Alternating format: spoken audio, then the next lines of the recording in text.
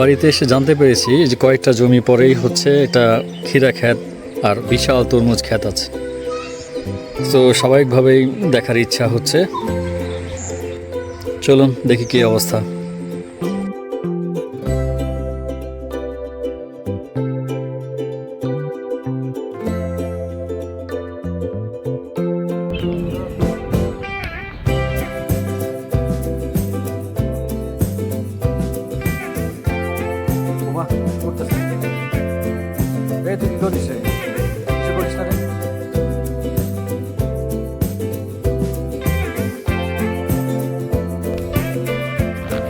সবগুলো সাইজ সমান হয়নি, কিছু ছোট কিছু বড়।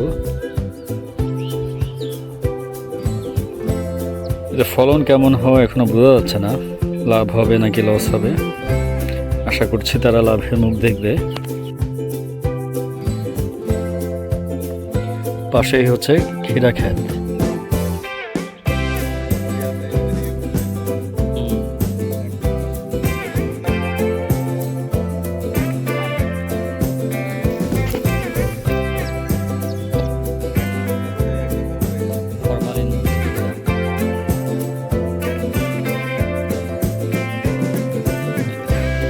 এটা বড় হয়েছে না শাহিন? এটা বড় হয়েছে না? এটা কি পারা যাবে?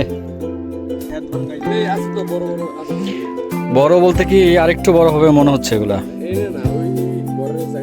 হ্যাঁ, এই সবগুলো মালিক কি একজনই?